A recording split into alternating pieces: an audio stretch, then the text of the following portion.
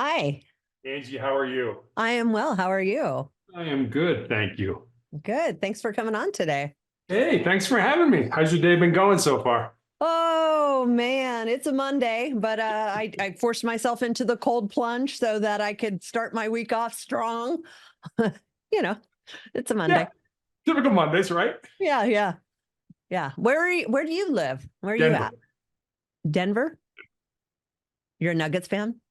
No, I Oh, grew up in Chicago, so I'm a Bulls fan. oh, okay. So, yeah. And I played against Michael Jordan in college, so I Did have to you be a really? Bulls I fan. was gonna ask you about that. I saw you played in college. I did. How was I did. that?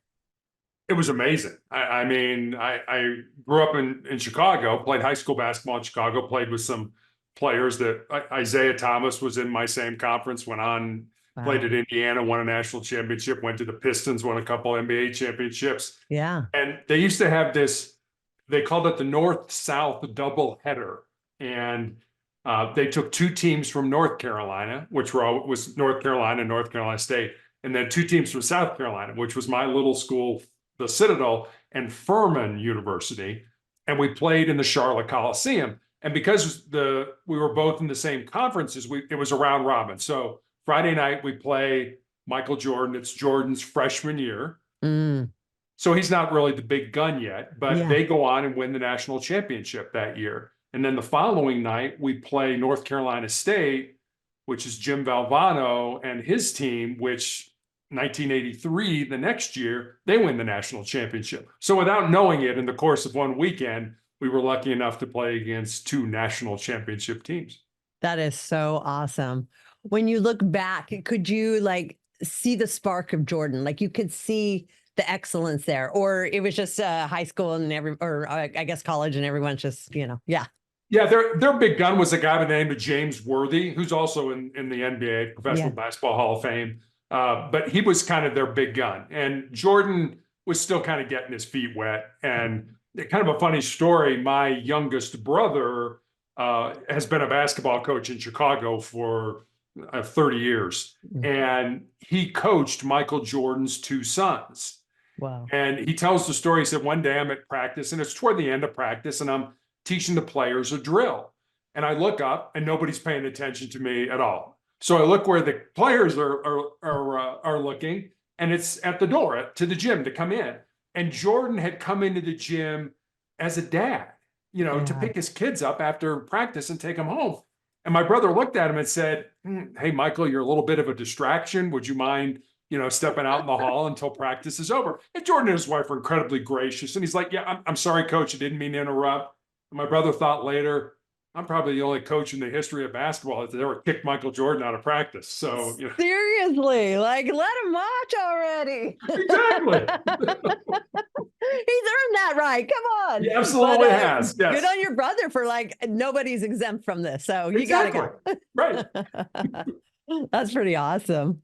Yeah. How cold is it there in where you're at now? 47 degrees. Oh, that's not bad. No. Now, are you in California? Yeah, we're about 47 here. So I'm like, wait, I'm on the coast. You're like in the mountains and freezing. Yeah. Well, I mean, that's the weird thing. I mean, my wife is from Minnesota and I'm from Chicago. Mm, So, we're used to the cold. yeah. But the weird thing about Denver is that today we could get 25 inches of snow. And then tomorrow in Denver, it could be sunny and 50. Yeah. So the winter doesn't hang around kind of the cold and the gray like it does in the Midwest. So we kind of like it here better. Yeah, it's the same here. I mean, it was certainly, yeah, all weekend it was pouring and raining and freezing, and today's the sun out, and I'm like, oh, let me go walk the dogs on the beach. So Yeah. yeah, we go through that. But we don't have snow. It doesn't get. I mean, we've seen it a handful of times. It just doesn't get that cold here.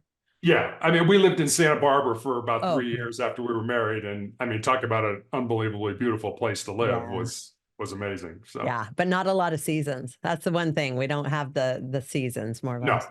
no. Yeah. Awesome. So let's talk about that. I mean, you've done so much. You have a book, you have an entry in a new book. Like, what is your favorite claim to fame of everything you've done? What are you most passionate about? Honestly, my career in law enforcement, being a police officer, Yeah. and being a SWAT negotiator and things like that, that was a time where I really felt I was making a difference in people's lives, and a positive difference. And, you know, I mean, law enforcement is certainly not a desirable position that most people want to go into these days and that, but it really was about helping people. You know, if you were one of those people that was, you know, I'm here to kick butt and take names and stuff like that, it's like, no, you're going to run into somebody who's bigger, stronger, tougher, faster than you, and you're going to get your butt kicked, and you're going to probably get the rest of us hurt while we're there with you. So Yeah. it was really about trying to make a difference. And my grandfather was a Chicago police officer from 1924 to 1954. So Oh, it was in wow. Chicago during Prohibition, when alcohol was outlawed in the United States, during the Great Depression. And then, well, I just lost my train of thought. See, this is what happens when you get old. But anyway, oh, and the gangsters, you know, Al Capone and those guys that were shooting up the town. And he was actually shot in the line of duty. And so when I expressed an interest in sort of following in his footsteps, my dad was absolutely not. You're going to college, you're going to major in business, you're going to get out, get a great job, get married, have 2.4 kids, and live happily ever after. But that's the life my father wanted me to lead. That wasn't the life that I felt I was born to lead. Yeah. So what made you leave that life if you loved it? My wife's job. You know, she had married me when I was a suit and tie, you know, 8 to 5, Monday through Friday hospital administrator. And we had moved to Santa Barbara, and there was a circular came in the mail. And I never went through these things. They always went in the recycling. And I just happened to be going through it at lunch one day. And it was, take this class at Santa Barbara City College. If you pass it, you can apply to be a reserve police officer with any agency within the state of California. And so you can imagine how that conversation went at dinner that night. You know, it's like, hey, hon, would you support me in this? And she did. And Awesome. I took the course, got out with Santa Barbara PD. Then our daughter was born, and we moved back to the Midwest, to Cincinnati. And I said, look, I got to do this full time. This is something I really want to do. And she supported me in that. So when she lost her job in Cincinnati, it was my time to step up and support her. And so I had to get out of it, and we moved to Texas then. Oh, I see. I can imagine, man, the psychology of what you were doing with the SWAT and in those like intense situations. You have to have an amazing perception of people and what they need to hear in order to calm down a very like extreme crisis situation. Yeah, I mean, if you're talking to me and your house is surrounded by the police, you're probably having the worst day, the worst day of your life. Yeah. I can't imagine there's much negotiating that actually happens. It's more like just talking them down. Well, you know, it's funny because people used to say, you know, great job, you talked them out. What we really did was listen them out. And, you know, that was a big thing. I remember when I first started, we got a formula of how we communicate, not necessarily how we communicate as police officers or a SWAT member, but it has how you and I communicate, how you communicate with your kids and things like that. And the formula was 7-38-55. So 7% of a message that we're trying to communicate with somebody are the words that we use. And think about how we agonized. You know, did I say the right thing and things like that? That's only 7% of how you communicate a message. 38% is the tone of voice that you use with those words. And then 55% of how you communicate a message is your body language and your facial expressions. So as negotiators, you know, if a guy's got a gun and is barricaded in a room, I'm not in that room with him, you know, trying to talk him out.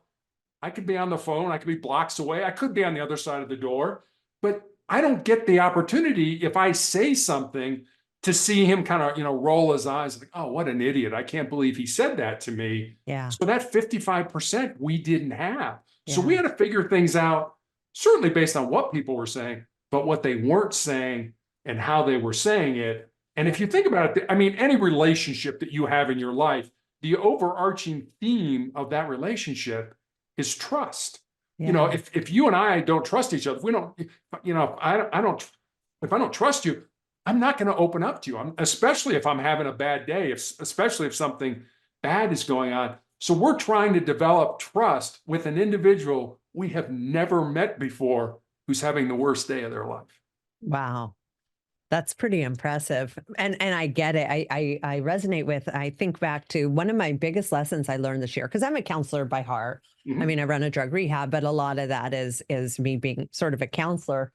And I'm a fixer, I'm like, tell me your problem. I'll give you the answer. Tell me what you're going through. I'm a fixer. I can make this happen for you. But the biggest lesson I learned this year is just how to hold space for somebody. Let them talk, let them be heard, let them be seen, let them kind of work through it with just like, some slight guiding, and let them figure it out for themselves. And then it's real. Then it's like, then they're like, they have buy-in because they kind of came up with the idea on their own, with like you just sort of reflecting back to them what they're saying to you. Exactly. And one of the ways we used to do that was we would use how and what questions. We would stay away Mm. from why questions because why questions sound accusatory. Why'd you do that, Angie? Ooh, wait a minute. Is he accusing me of something? Yeah. And so we would use those how and what questions, which would also, and people don't realize this. If I said, if you said something to me and I said, well, Angie, how am I supposed to do that? What I've done is basically thrown the ball back in your court. And now you're thinking, well, how's he supposed to do? Yeah. So now I've engaged you to help me get you out safely. And you don't even realize that I did that. So how and what questions was a big thing. We used to call it tactical empathy. Help me to Mm. understand where you're coming from. Not Yeah. necessarily agree. I mean, if I'm negotiating with some guy who just killed 3 people, I'm not going to say, oh yeah, you should have done that. But it's how do you if you gain that empathy, empathy leads to trust leads to the ability to change behavior. Yeah. And so tactical empathy was a big thing. And Mm. the other thing that they told us was always be curious, use your curious voice. Mm. And and the other last thing I'll say is there's a thing called mirroring or parroting, Yeah. where we would, either the last few words or the most important words you said, we would parrot those back to you or mirror those back to you. And like you say, and then go silent. And for at least 5 seconds, not say a word. Because as Yeah. you know, as a counselor, people don't like silence. They'll fill that silence Yeah. with the things that are on their mind. Yeah. Yeah. And that's where the beauty lies. But it's such an impulse for us to want to just keep it going, keep it going, keep it going. It's like, that was the best advice I got this year. Just shut the fuck up. Just listen. And I'm Yeah. like, wow, this is so Shut up and listen. powerful. Like, Okay. I literally don't have to solve anything. You're going to do it all yourself. This is Right. awesome. And I more mean this like with my kids, because I'm going to solve my kids' problem. And I had to really learn to practice that with my kids, because I could counsel the heck out of other people, but with kids, you start getting, mutual emotions involved, and things get like really wonky. And I really had to learn how to just let them just have that emptiness, and then they would talk to me.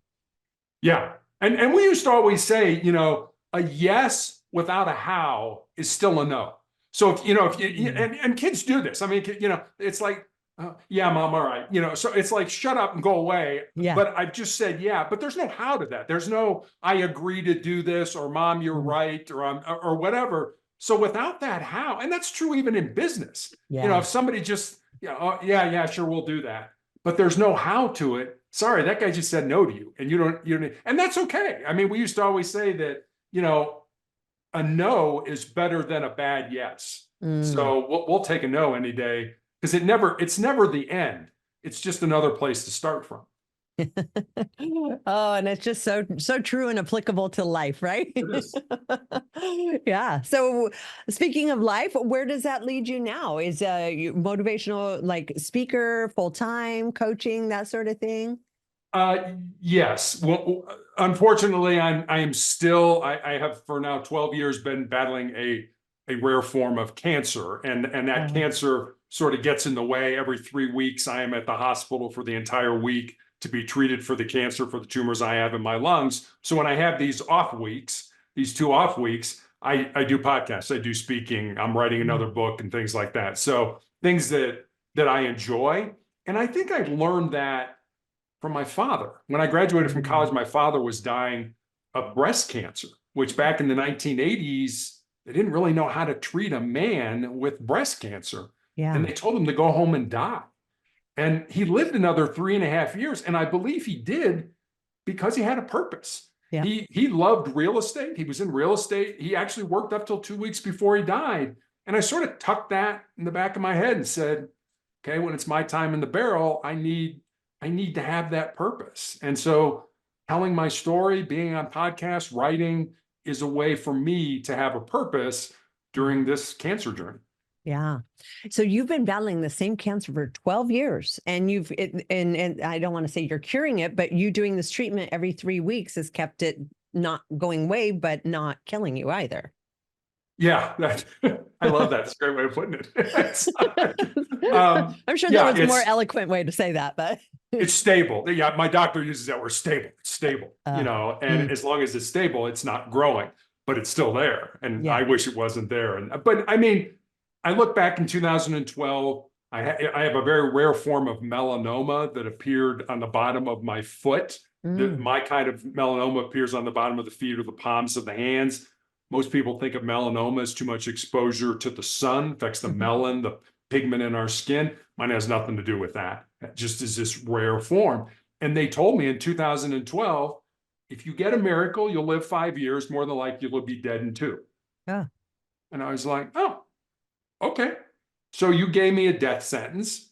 And I thought, well, whatever time I've got left, maybe I can turn that death sentence into a life sentence. And so that's really what I've been trying to do over these last 12 years now. I mean, I've had my foot amputated in 2018 and my leg amputated in 2020, and I still have these tumors in my lungs. But as you say, you mentioned you're not dead. Unfortunately, everybody who's been on the trial drug that I'm on now is dead. Everybody who started with me has passed away. So I'm sort of the last man standing. Wow. But it's not getting worse. It's just you're maintaining. Exactly. Yeah. You're stable. I'm stable. Okay, good. Well, and I feel like you have a bit of a rebellious spirit. It's like, you're going to die. It's like, oh yeah, okay, we'll see about that. But I think so many people who are maybe, and I don't know if it's a faith thing or a rebellious thing, but I feel like so many people go into agreement with doctors and almost agree to that condition and die that way. Whereas myself, I'm pretty rebellious. You tell me you're going to die, and be like, watch this. I'm going to live 50 times. Like I don't like being told what to do, but I love how you did not succumb to that death sentence. Well, it's funny that my wife actually should probably be here to tell the story. She tells it much better than I do. When they knew what I had and what the prognosis was, they asked her to step out in the hall, my oncologist did, and talked with her. And I was like, wait a minute, this is me. You can say anything in front of me that you want. But my wife tells the story. She said, I stepped out and the oncologist was like, he's probably not going to live 2 years. How's he going to handle that? And my wife said, I just laughed and said, you go in and tell him that and see what happens, and they did. And this is a true story, but it's actually kind of funny. I was initially treated at MD Anderson Cancer Center, probably the best cancer hospital maybe in the world, in Houston.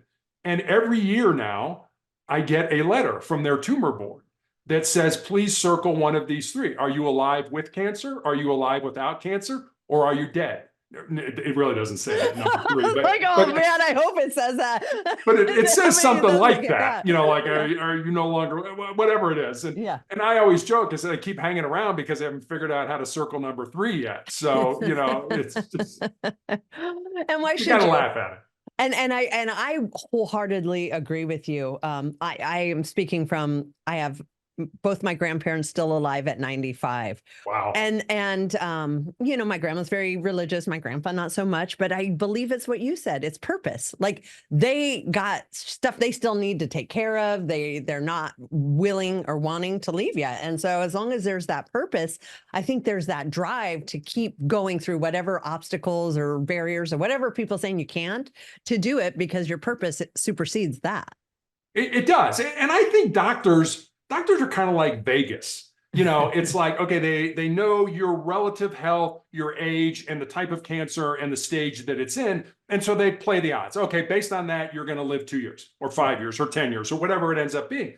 But what doctors don't know is that, you want to see your son graduate from high school this year, or you want to walk your daughter down the aisle, next summer, or you want to see, your mom and dad retire, whatever it ends up being.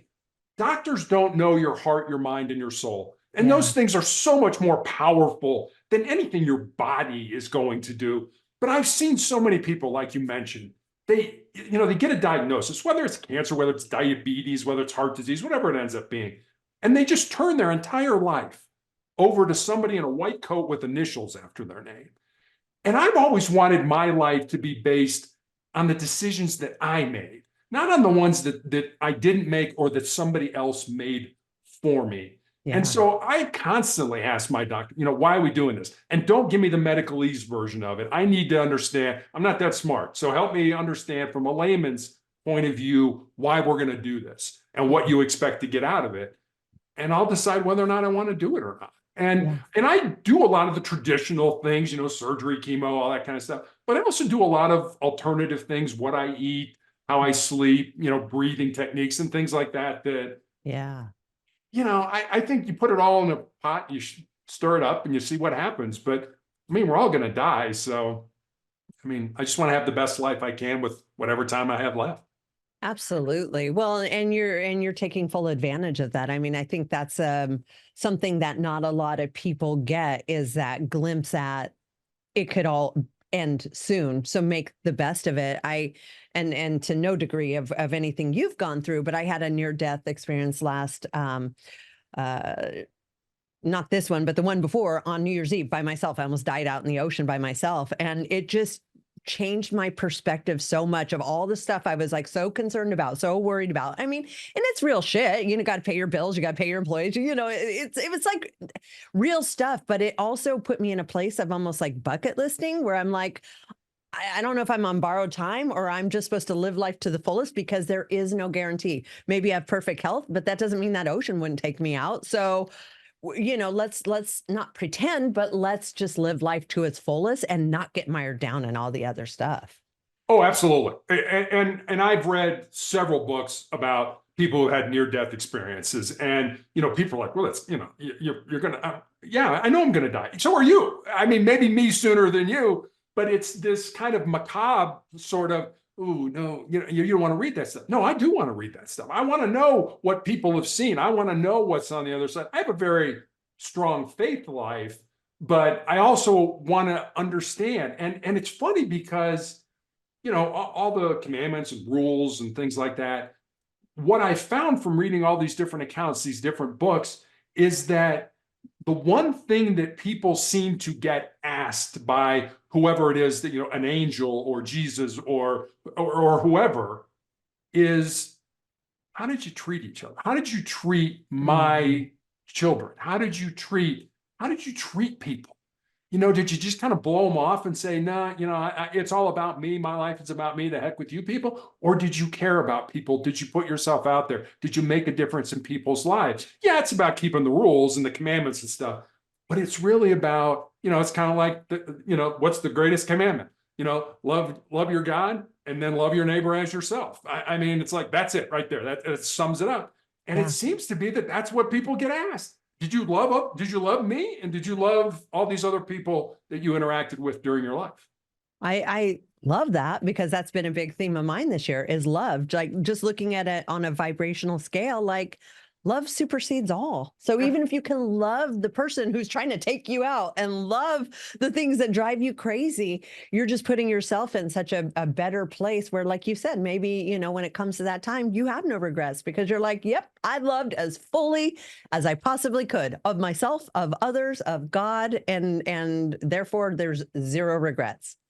Yeah. And that's just it. So many people regret because they look back on their life. And Angie, one of the things that I've sort of, I've had a lot of time to think. And what I've come to understand is that so many people seem to think that they are born empty.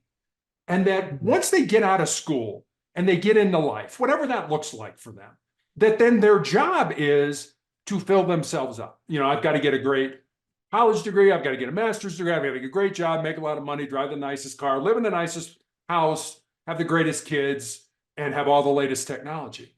And that somehow by having all this stuff, by getting all this stuff, they're going to be happy and fulfilled. And what I've come to understand is it's just the opposite.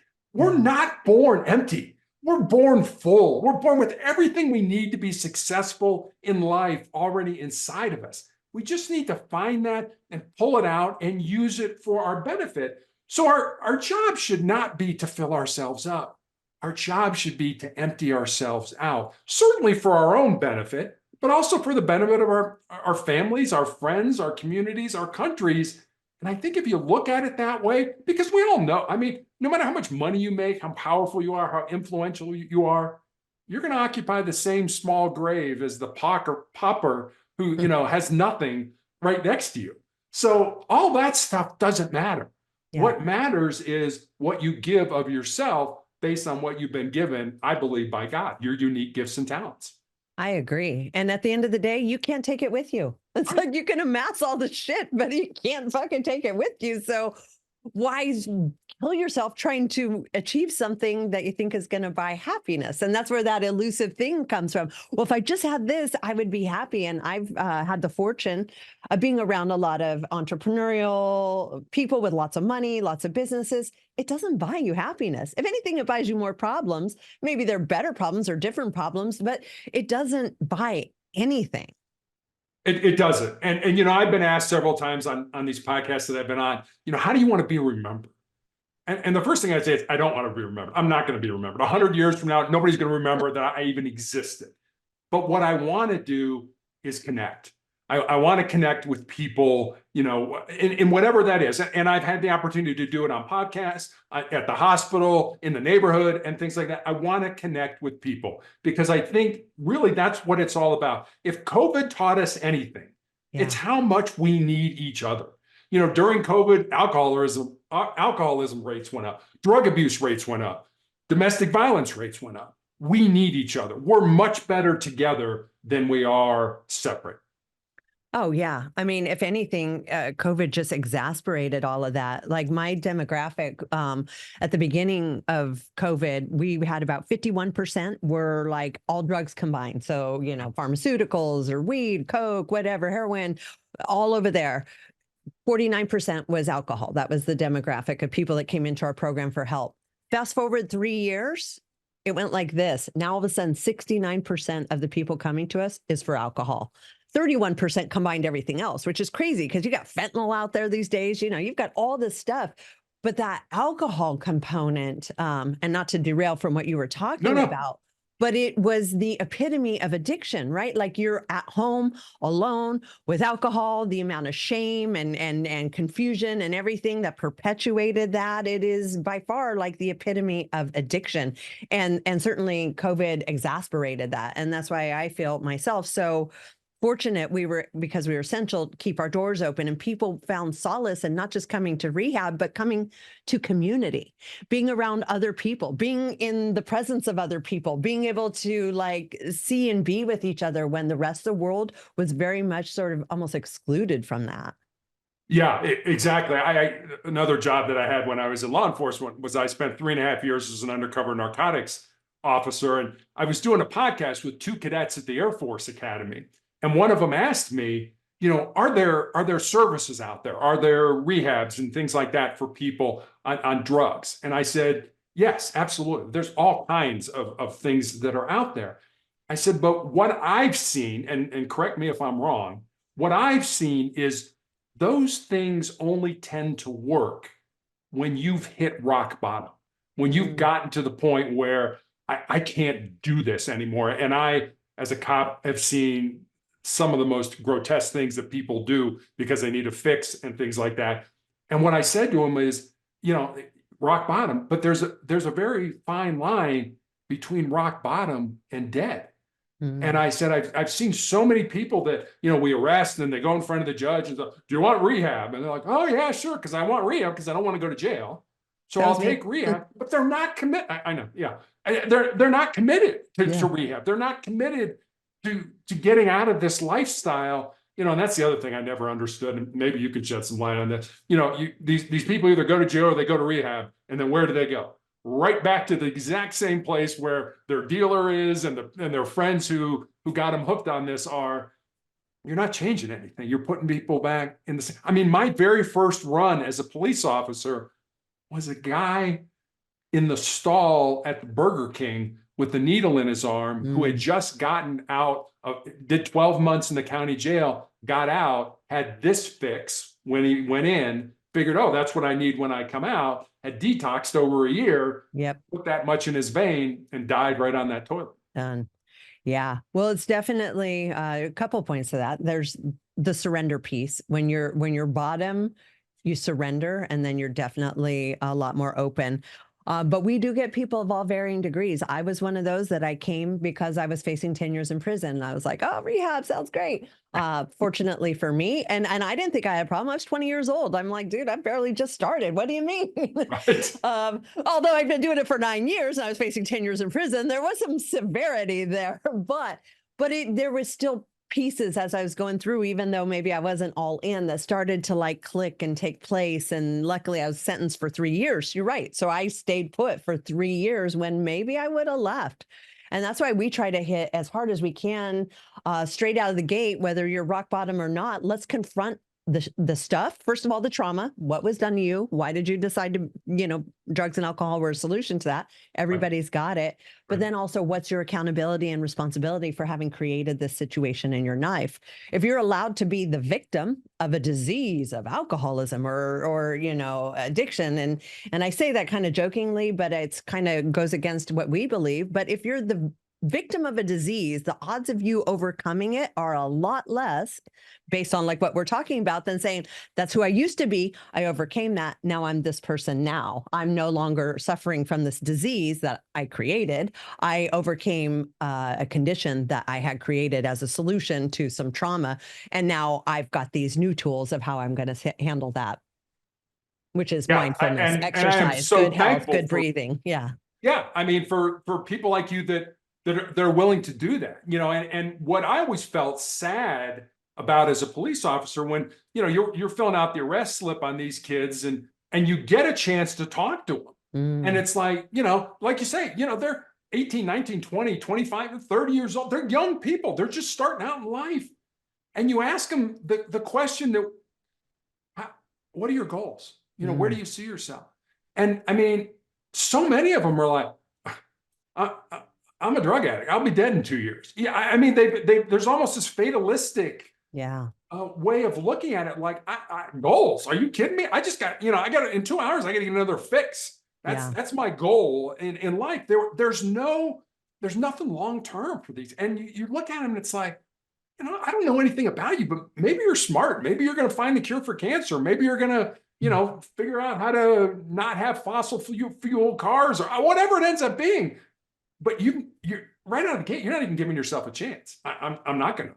I don't have any goals because I don't have anything. I'm not going to be here in 2 years or a year or whatever.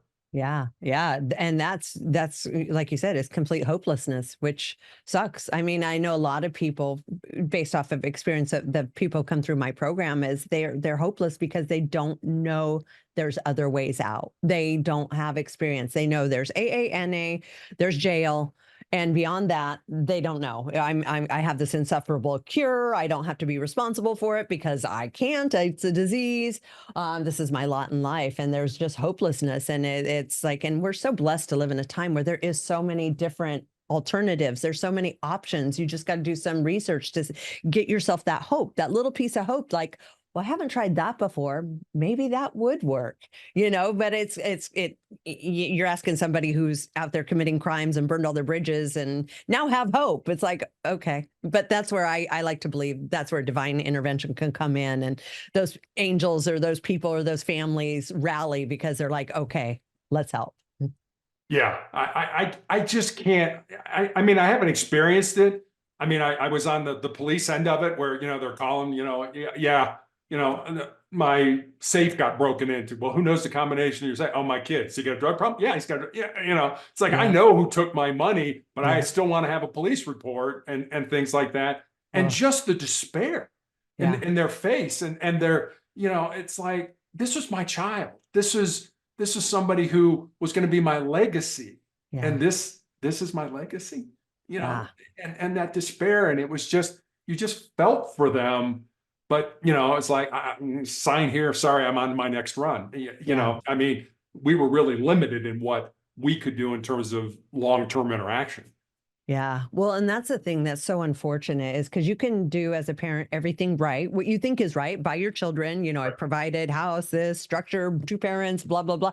And they can still go off the other end. And that's where, like, what did I do wrong? The Yeah. confusion. How did I contribute to this? Did I cause this? Was it, when I yelled at them when they were 3? Like, it can really mess you up as a parent who thinks they not thinks they've done all the right things, but in today's, world have done all the right things to the best of their ability. And then I just go back to, like, this is their path in life. They chose this path. Like, no matter how good you were, this was going to be their path. So, it's hard to console a parent who's going through that, because ultimately I think we all just blame ourselves for having created that somehow. Well, Yeah. not we all, but a lot of people do. No, you're right. We take responsibility, and but it's the same thing. If your kid turns out, to be a Nobel Prize winner, it's like, I did that. Same I mean, kind of it's my thing. DNA, no big deal. No. Yeah, exactly. Oh man, that'd be a great problem to have. Yeah, wouldn't it? How old are your kids? Well, we have one daughter. She'll Oh, your daughter. be 28 this year. Oh, nice. Heck yeah. Yeah, very proud of her. She's an Air Force Academy grad. She's in the military and that. So she Oh, is. nice. Yeah, she's in actually the new branch of the military, the Space Force. Oh, So. cool. Okay, good. So you're not having to worry about her, like, fighting in the wars and whatnot. Well, she's married to a guy who flies a top secret plane. So Oh boy. he just got back from 6 months in Africa, and she was deployed to a place that I can't talk about and stuff. So unfortunately, you do. I mean, you think, oh, it's no big deal, but I mean, these young people are responsible for, these billion-dollar pieces of equipment and technology. And you're just like, are you responsible? Yeah, they are responsible enough. Yes, they are. I mean, sometimes you worry about that, but my son-in-law, we were really worried about him. He was in some really nasty places and stuff. So. Mm. Well, and that's a whole nother thing. I mean, so you talk about a parent being worried, being a parent of a child who's addicted to drugs is one Yeah. thing, but then to be a parent of kids that are actually out there saving the planet, it's probably a similar, like, feeling, but two totally different purposes of children.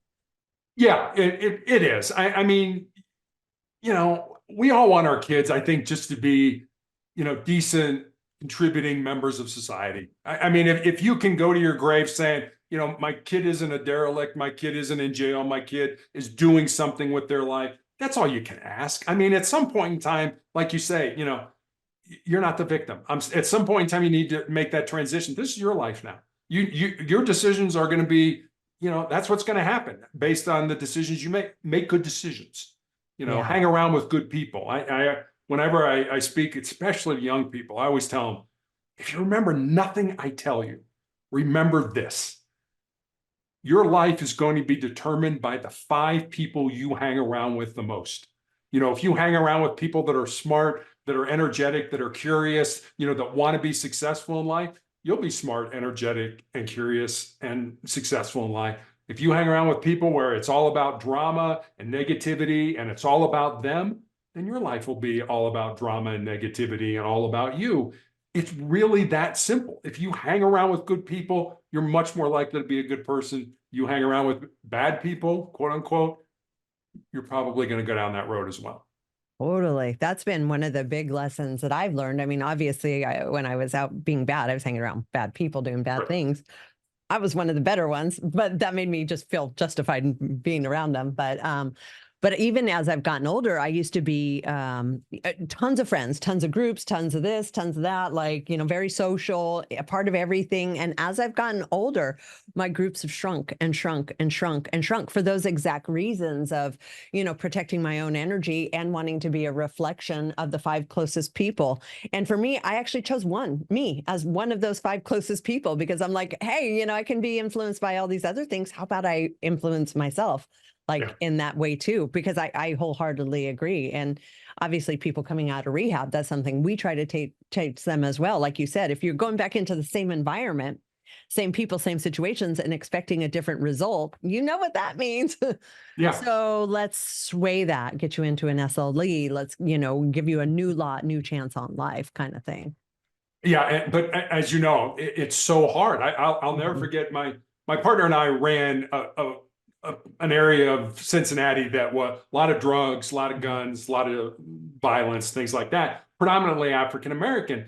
And there was this one guy who used to hang around with the dope boys, but he wasn't, he was sort of a fringe person. And his big deal was he would drive without a license. And in Ohio, that's a misdemeanor of the first degree. So it's a big deal. And I remember, my partner and I were talking about him. He was a good kid. He was a smart kid. He was sharp.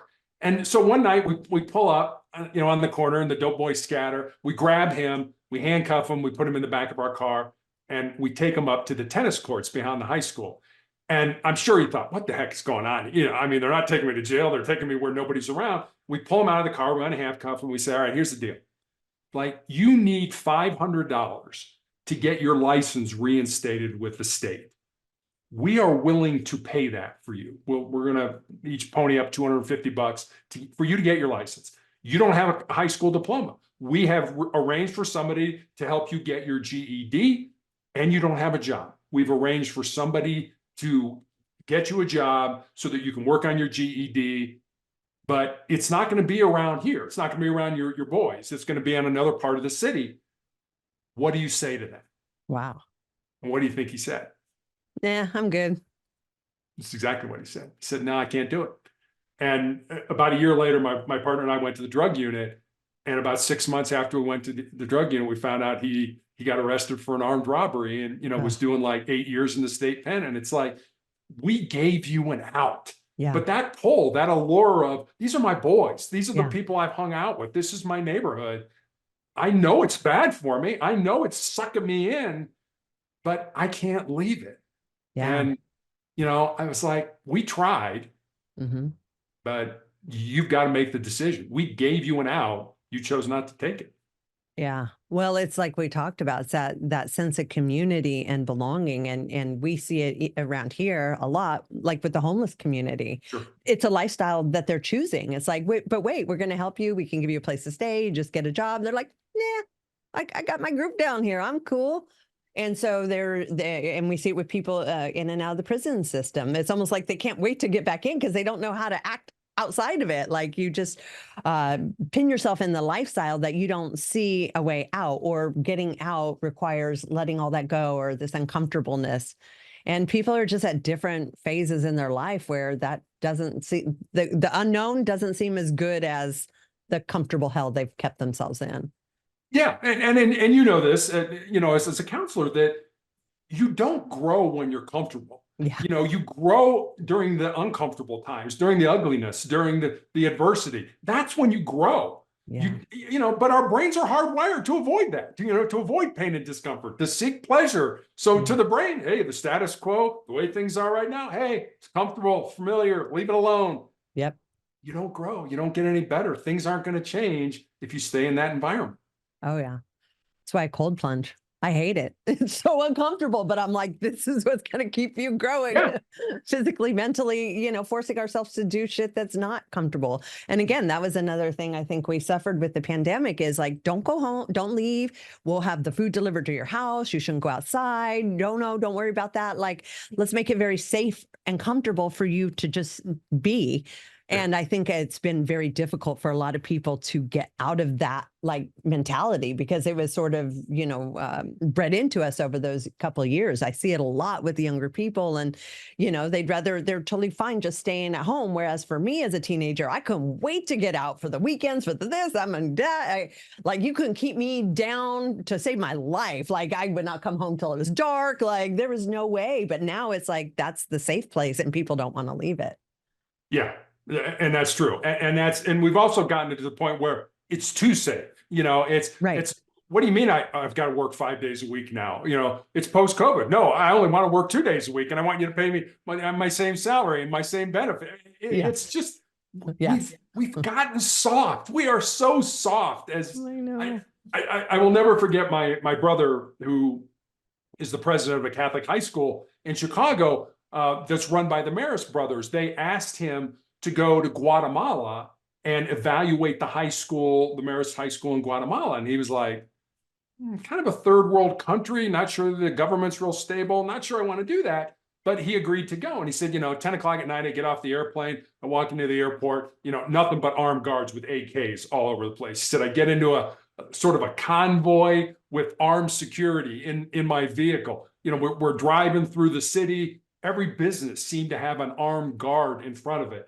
And he said, we went to the Marist compound, spent the night, and then the next morning we went up into the hills, into the mountains in Guatemala to see the high school. And he said, we're passing all these fields, farmers' fields and things like that, huts, shacks, things like that. And he said, I get up there and I'm talking to the principal, and I said to him, how do you handle, bullying and racism and fighting and all this kind of stuff? The principal looked at him and said, what are you talking about? He said, well, how do you deal with racism and sexism and, transgender and fighting and all this kind of stuff? And the principal looked at him and said, look around. We don't have that here. He said, these kids understand. They live in dirt floor huts with no running water. They understand that the only way out is an education. Mm. And it really kind of sort of hit my brother sort of right between the eyes with, all these, no, I want to have all my latest garbage and gadgets and stuff like. I mean, that school ends at 1 o'clock every day, so those kids can go home and get into the fields and either plant or harvest or do whatever, and then they study, and then they go to school. They realize this is the only way out. We're just way too soft. I mean, us do that? Are you kidding me? Nah, I'm not doing that. It was just an eye-opening experience for my brother. It is. And it's a good one. And I think people of our generation, we still, we're raised that way. I was a latchkey kid. I was on my own. I figured shit out. I mean, I wasn't sleeping on a dirt floor, but I didn't have means.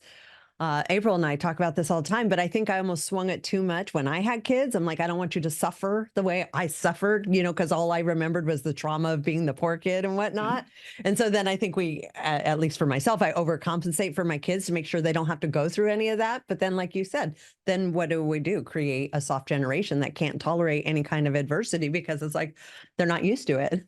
Yeah. There's triggers and, I have a support dog. You have a support what? It's like, we had a family dog. Yeah, okay, it wasn't a support dog, and don't get me wrong. That's how you get it on the airplane. Yeah, exactly. I understand people need this kind of stuff, but like you said, we didn't grow up with that kind of stuff. It was no, figure it out. No. I mean, yeah. Yeah, when we were touring colleges, 2017, 2018, maybe 2019. And we went to one of the prestigious ones in New York. And the first thing they did was give us their pronouns and then show us the safe spaces and then the emotional therapy kittens and dogs. And then we were like, but what about the education? Where are we going to learn about like the degree that they're going to get and how that applies to life? Like sell us on the stuff of why you would go to school, but that wasn't. Their whole sales was on all this like other stuff to make you feel safe and comfortable away from home. And it was like the biggest turnoff. I was like, I can't even believe this is the world that we're living in right now. What the heck? How are we preparing them for life? Well, we're not. That's the problem. I'll never forget my brother, who I mentioned was a basketball coach. One of his assistants works, I think it's Ernst & Young, works for one of the big sort of accounting firms. And he said, I'm sitting at my desk one day, and he said, one of the partners comes in and says, I'm just making up a name, where is, who is Sally Smith? And he's like, well, she's a recent college grad that we just hired. Why do you ask?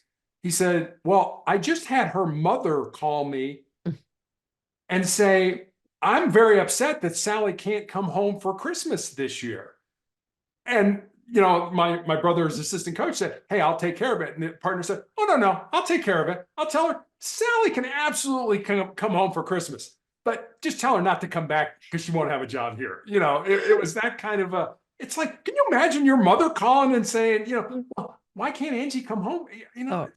No, dude, we get it in the rehab. Like my kid is upset. You guys said he could have this and that, and you're not getting him his store order quick enough. And it's like, your child is in rehab. You realize that, right? And by the way, your child is 40 years old. Maybe you're part of the reason why he's here. Like, are you really battling us over, there's not, an organic piece of fruit like he thought he should have? Right. Like, come on, man. But it is that sort of relationships. And yes, I see it on the front lines all the time. I'm like, I'm sure you do. Yeah. oh my God. Okay. Maybe there's some enabling here. And maybe this is partly why your child has a fucking problem. Yeah. Yeah. But it is, I mean, and I get it. As a parent, it's hard to be the bad guy. But at the same time, at some point, you've got to let your kids fight their own battles. You got to let them stand on their own 2 feet. You can't come in and swoop and fix everything all the time.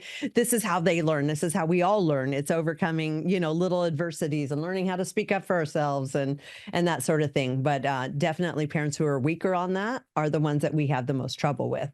The one whose kid calls up and says, I don't like it here. I'd rather come home. And they're like, okay, honey, should I buy you a ticket? We're never going to have success with somebody who has that kind of support system at home.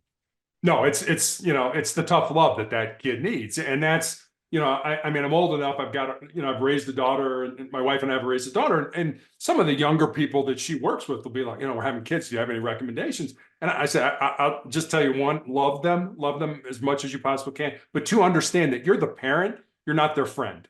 You're going to have to make the tough decisions. You're going to say, what do you mean you're going to Janie's house? Is her mom and dad going to be home? No, she's having a party. You're not going to the party. And that's when they go pounding up the stairs and slam the door and I hate you. And your response is going to be, I know you do, but I'm doing this because I love you. And that's my job. And I think so many parents feel guilty for the amount of time that they're away from their kids, that they're sort of raising their kids, but they're doing it from the office. And as you said, latchkey and things like that. And they're like, well, I don't want to upset them when I'm together. So I'll just be their friend. You're not their friend. You're never going to be their friend. Just remember that you're their parent.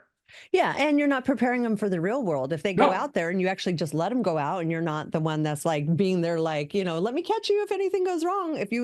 They're not going to be prepared for life because life is hard. Like there is stuff thrown at us all day, every day in every possible way. And if they've lived in this little bubble wrapped world, they're not going to be prepared for the real world. And so you've got to kind of let them experience that stuff. And I'm not saying touch a hot stove, but sometimes there's some element of learning that needs to be done in order to prepare them to handle themselves when you're not around as a parent. Yeah, you're right. And I found that as a high school basketball coach, let me coach your kids. Let me yell at your kids, because team sports are going to prepare your kids to be a good teammate, how to learn, how to take defeat, how to handle adversity, how to do all this stuff. And you going home and saying, Coach Tucker, he doesn't know what he's talking about. Sorry, little, it's like, you're not helping them. Yeah. You are not helping them at all. Let me yell at them. And I always tell the parents, all my practices are open. You can come anytime you want and watch how your kid performs in practice every day, because how they perform in practice is going to determine whether they play or how much they play in a game. So don't come up. And I used to tell them, I said, don't come to me and tell me, I want to talk to you about my kid's playing time until your kid has come to me. My player has come to me and said, Coach, I want to talk about playing time. Okay, let's talk about it. And if you don't like the answer, then you can come and talk to me. But I'm not talking to you until that kid comes and talks to me. That's another part of what you got to advocate for yourself. Coach, I think I should be playing more. Well, you tell me why. Well, here's what I'm seeing. What are you seeing? That's how you negotiate for a raise at work. That's how, all those kind of things that you have to do in real life. That's a microcosm, I think, of what team sports taught me. I had a bad day. I really sucked today. You know what? It's nobody's fault. It's my fault. I'm not blaming somebody. It's my fault. Yeah. Don't blame, coach doesn't know what he's talking about. Oh, okay. Yeah. Yeah. And you are so 100% right. I mean, I had to learn that with my son. Like I was watching and I'm frustrated and there's politics involved. And of course the coach's kid gets the play time. And I'm like sitting there as a parent, like so frustrated on the sidelines. I just want my kid, he's playing, he's working so hard, man. I just want to see him get that play time. He's not the most coordinated, but he's putting in the work. And I was like, I'm going to go talk to the principal because, they violated this rule, that rule. They said, do this and you play and that's not happening. I'm going. And he's like, dude, stay out of it, mom. Stay out of it. And I'm like, well, then go advocate for yourself. He's like, I will or I won't. But stay out of it. Like you going and talking to them is not going to make this situation better. I'm like, you're right. And thank God I had a strong enough kid to recognize that as well. He's like, I'll go handle it if I think it's important enough for me to handle. And if it's not, I'll just deal with it the way I handle it. And he taught me a lot. I was like, damn, dude, you're pretty good. Yeah. Well, I'm sure he got that somewhere, and it's probably from you, maybe in some other areas and things like that. But it seeped over from something else that maybe I it was doing did. good It did. at. I mean, kids are, they're like sponges, as you know. I mean, they suck in everything they see, and whether you're doing it or somebody else is doing it. And that's why, I tell kids, hang around with the 5 good people, not the 5 bad people, because you'll just through osmosis end up being like that. So yeah, I mean, kids are just, they're sponges, and they're amazing, and they're wonderful, and they're lovely. And I have the greatest relationship with my daughter. I mean, I have no sisters. I mean, I went to an all boys Catholic high school in Chicago. I went to an all male military college. When my wife and I went to the OBGYN, doctor's like, you want to know what sex is? I said, sure. Doctor said, you should buy pink. I said, oh, no. You need to leave it in there until it's done. I have no idea how to raise a girl. But my daughter and I have the greatest relationship in the world today. And I am so lucky that I got to experience that. Oh, yeah.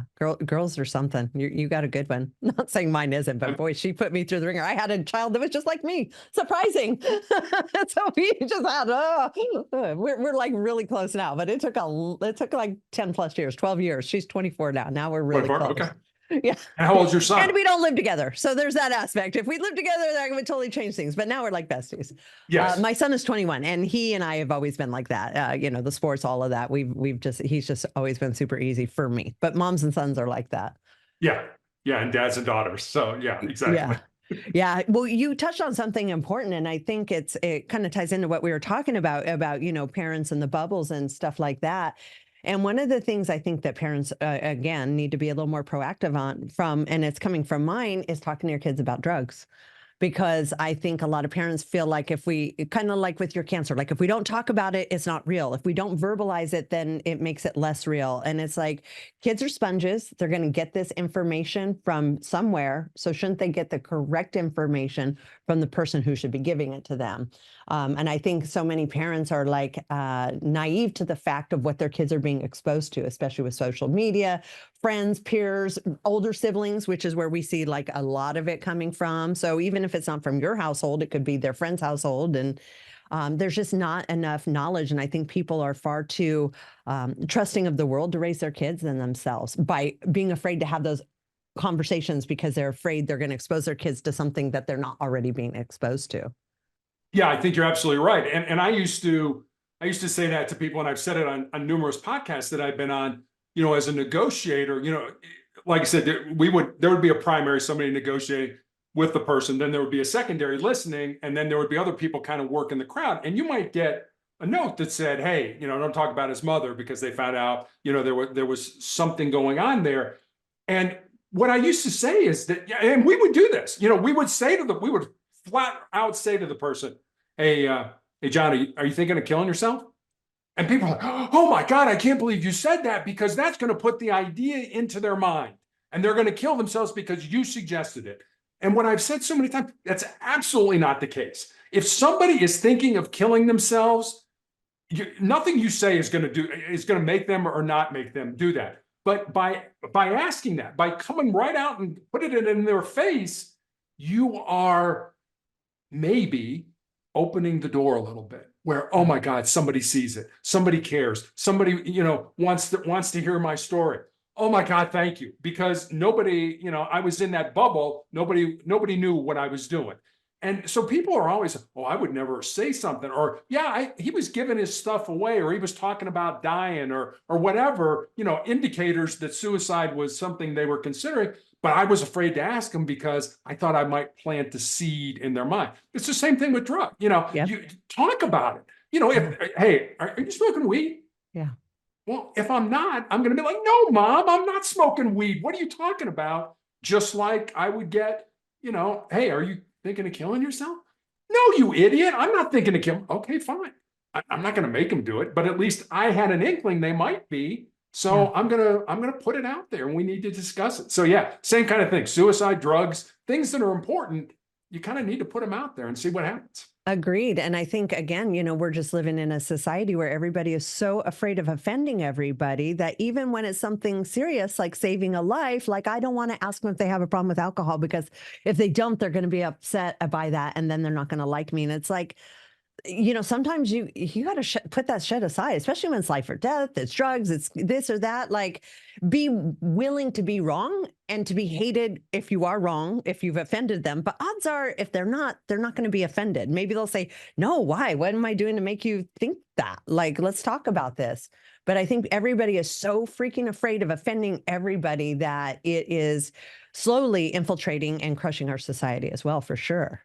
You're absolutely right. And I think it goes back to, the 5 people you have in your life. Yeah. You want people in your life that'll say to you, hey, Terry, I think you're screwing up. Hey, Terry, I think that's a bad decision on your part. But what do we do when those people do that? We kind of ostracize them. Oh, you're not my friend anymore. No, they are your friend. They love you enough to risk the relationship to tell you the truth about something they don't think is good for you. You need a million of those people in your life that are willing to step up and say those kind of things. And that's why I think hanging around with people that love you enough, that care about you enough, that support you enough, that are willing to tell you the truth, even if it might cost the relationship. Those are the people I want in my, in my foxhole or in my corner. Absolutely. I love that. The foxhole.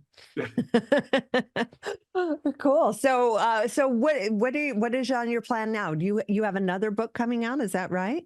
I am in the process of writing another book. It is a lot more, I don't know why. It's a lot more difficult than the first one. Might be because I'm on all these drugs. And when I wrote the first one, I was not on all these drugs. But I'll get there. I did the same thing with this that I've done with the other one. I said, I'm going to write a minimum of 1 page a day. Mm-hmm. And there was days where I would write something really good. And then there were days I wrote absolute garbage that I knew would never be in the book. And the other rule I gave myself is I will not edit anything until I have at least a first draft. And then I'll go back, and once I have that draft, I'll go back and redo it and play with it and stuff like that. And, you find, 1 page a day doesn't sound like a lot. It's really not. But there were days then you'd write 8 pages instead of 1 and things like that. So, if you set yourself a reasonable goal, like anything in life, I'm going to quit drugs tomorrow. Well, maybe not. Maybe it's a step process and things like that. Yeah. Just set reasonable goals and stick to them. Have the discipline and the good habits and the motivation, and you'll probably get there. I love that. So I'm curious about the theory behind this, because I want to write books. I have plans of writing a whole trilogy. I got it all in my head, but I hired a ghostwriter because I hate that editing process. Like that, the thought of editing is like, forget it. I just want to write it and be done and then like move on. Because if I go back and reread it and it's like, well, I know I will just like micromanage myself into like there being zero creativity or product there. Is that why you do that? I did it, because I needed a structure. I've always been a disciplined person. I needed that structure. And, I got lucky. I got hooked up with a not-for-profit publishing company. So when I had the book was written, I had access to editors and cover designers and layout artists and all that kind of stuff.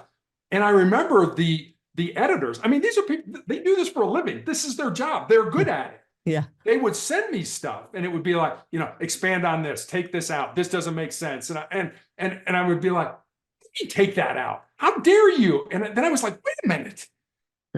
You're an idiot. They're an expert. Understand that they're not doing this because they're mad at you, or they just want this to be the best book. And I would always say this to them. I always say, well, let me sleep on it. Let me see how I feel in the morning. And I would say 99.9% of the time, I would go back to them like, okay, yeah, I agree with you. We should take that out. Or, okay, I'll expand on that and, give more clarity or whatever it ends up being. Yeah. Because that's what, I mean, it would be like people telling me, like a basketball, like the parents tell me, I'm going to tell you how to coach the team. You never even played in high school, not alone now. So, you're going to tell me how to do my job. And I used to say that to parents, sort of jokingly at the parent meeting. I used to say, I won't come to your work and tell you how to be a lawyer or a doctor or whatever if you don't come to my job and tell me how to be a basketball coach. And I would start it, we would all laugh, but it was kind of like, I'm serious about this kind of Yeah. thing. So yeah, I mean, but for me, that book was almost like my baby. You know, Yeah. I'd never had a child. I mean, I'd never birthed a child, Yeah. but it was like, this came from my mind. This came from my thoughts, my head. And I thought it was great. And it was good, but they made it better Yeah. because that's what they do. So I I love don't, that. I just, you know, I was like, misspellings, everything, you know, like I said, I didn't edit anything. You know, that That's word, probably what I need to do is just flow and then yeah, send it it was off just and see right, what just right. happens. Yeah. Yeah, and write garbage. You know, even if it's garbage, that's fine because you're writing. And the Yeah. more you write, the better you get at it, you know. Yeah. But I mean, think about the first time you ever drove a car, the first time you ever made a meal, the first time you ever studied algebra. Were you any good at it? I know I wasn't. No, especially because I drove a car on a clutch, which kids Yeah, these days don't even know what that was like. And I was real exactly. bad at it. So that first time, it's like, you know, you sit down and you write. Yeah. And I'll give you this statistic. I was reading an article about 6 months ago. It said 83% of Americans believe they have a book inside them, either a memoir or a fiction book. And yet less than 1% of those people will ever write that book. Wow. That's a shame. That is. That is. So write your book. Write your Okay, books. I will. And I am going to give you a little grace. Isn't there always like a bit of a sophomore slump? Like, you know, like I think about all the best bands, like the first album is like the best. And then because they had their whole life to think about it.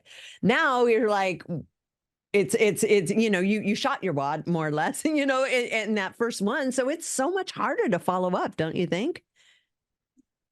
Yeah, because I mean, I look at myself with like, who the heck am I to write? I mean, I'm nobody. You know, I mean, I'm not famous. I'm not. I mean, I wrote a large book, wrote a 400-page book about my cancer experience up to having my leg or my foot amputated, and I went out with editors and agents and all that kind of stuff. And what I got back was nobody's going to publish a book about cancer unless you're famous or have a large following.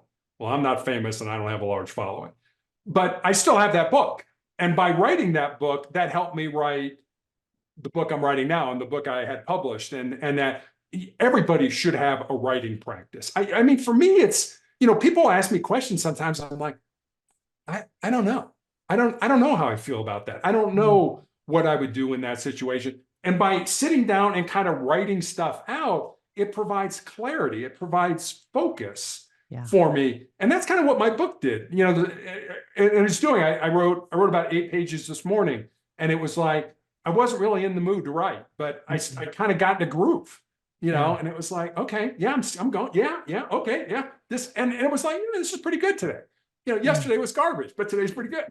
Yeah. Well, and there's days like that because I journal a lot, not in the hopes that this is going to go to someone and be a book, but I journal a lot. And some days like that, it's almost like I feel like there's a stream of consciousness and it's just like coming out. I'm like, oh my God, this is amazing. And then there's some days where it's literally writer's block. And it's like, dude, I don't know. I'm not feeling creative. I got to figure out how this and that. And this is not the day for me. So I think you got to like roll with your flows too, right? Instead of trying to force something at a point. Like for me, creativity is a big thing. I can't force it. It's either there or it's not. When I try to force it, it goes nowhere. But if I'm just like free flowing, then it's like, it's kind of amazing.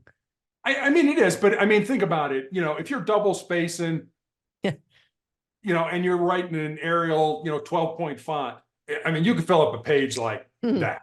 You know, it's like, here's my grocery list for the week. You know, it's like, boom, there it is. You know, yeah. It's And like, if I'm feeling real, I'll up it to a 14 font. There you go. Yeah, exactly. Or 14, whatever it is. But, you know, okay, I wrote my grocery list today. You know, this will never make it into a book, but I wrote something. And the more you write, the better you get at it. And the other thing I think you have to do is read. You know, good writers are usually good readers because they get stuff from other people. Well, that's a great word. I should use that word, or that's a great thought. I should put that thought in here. You know, so it's, you know, it's kind of like what people ask me about speaking.